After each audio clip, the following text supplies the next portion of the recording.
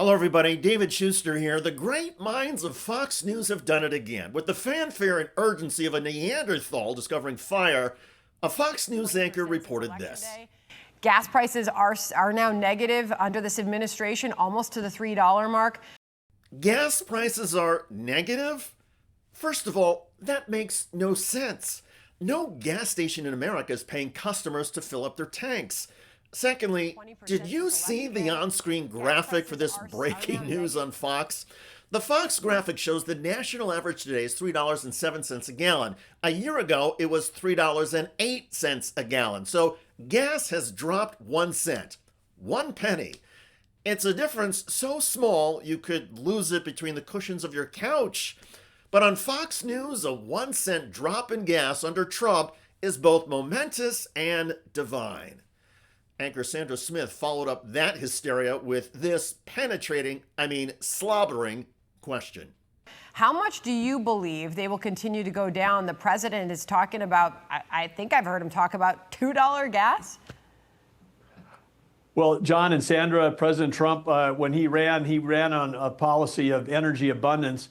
Trump also ran on an approach of lies in abundance, and that continues. So, are you ready? Costs are way down. Gasoline is going to be hitting $2 pretty soon, or around $2. Gasoline is at $2.70 now. No, even according to Fox News, the average price of gas is $3.07, a penny less than a year ago. Grocery prices, though, are up. Trump's own government statistics show that inflation is up, and every poll shows U.S. consumer confidence has plunged way down. Are people saying they're anxious about the economy? Why are they saying that? I don't know that they are saying. I think polls are fake. We have the greatest economy we've ever had. We will have over $20 trillion come into our economy, and it's largely because of my election, but it's also largely because of tariffs. $20 trillion from tariffs and new investment? The annual gross domestic product, GDP, your measure of all U.S. economic activity in a single year, is just under $30 trillion. But Donald Trump insists his tariffs have brought in 2/3 of that amount. Recently, Politico reported the administration has brought in about $200 billion in tariff revenue so far this year, cash the president and members of his cabinet have boasted as a sign their tariff hikes are succeeding and have suggested they can now use at their discretion. Actually, they can't, but that's a different issue. Now, to be fair, $200 billion in tariff revenue is not nothing, but it's not $20 trillion. Now, how about the investments that are coming into the United States? Headline CNN last month, fact check, Trump's $17 trillion investment figure is fiction.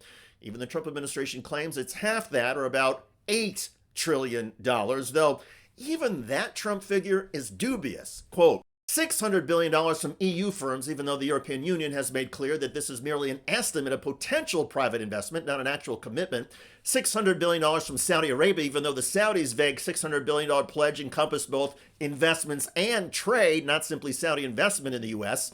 $500 billion from India, even though the two countries have said the $500 billion is a goal for bilateral trade, not Indian investment in the U.S. $1.2 trillion from Qatar, even though the White House previously announced that Trump's agreement with Qatar is to generate $1.2 trillion in economic exchange between the U.S. and Qatar, not for Qatar to invest $1.2 trillion in the United States.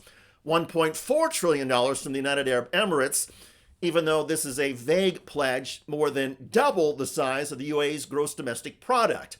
$1 trillion from Japan, even though Japan's actual pledge is $550 billion. But never mind the trillions and Donald Trump's delusions. Back to Fox News.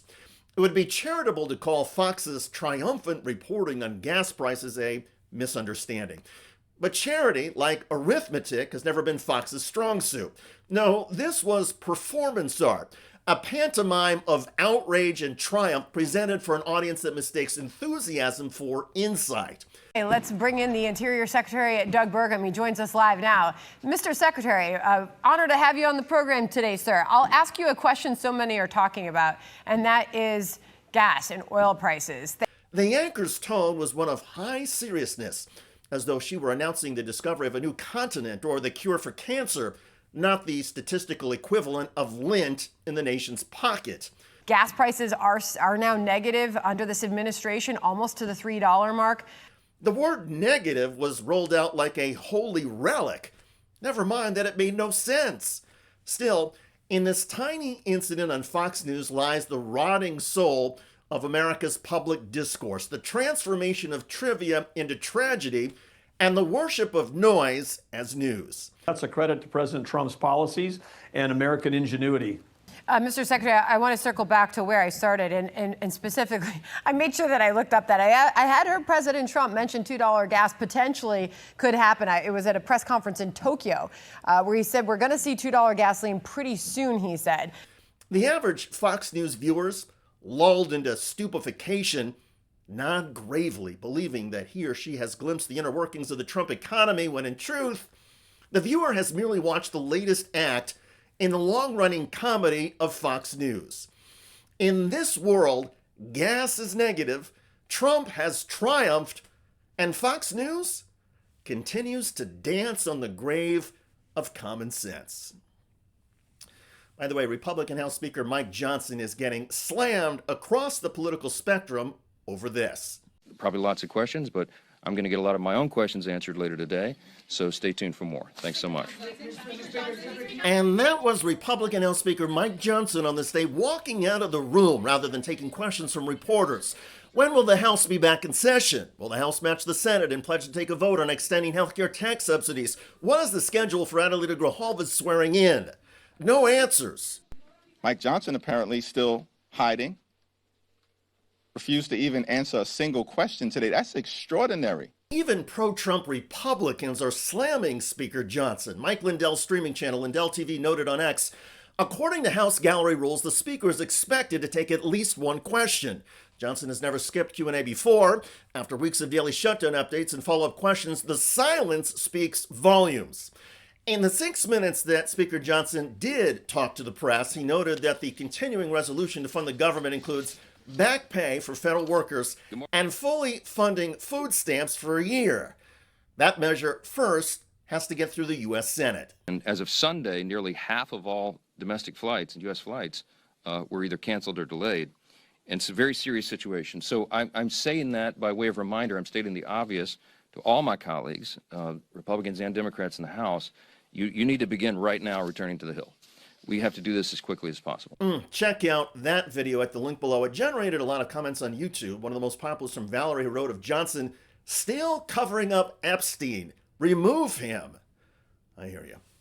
I look forward to reading your comments about a Fox News anchor getting busted and humiliated by her own on-screen graphic.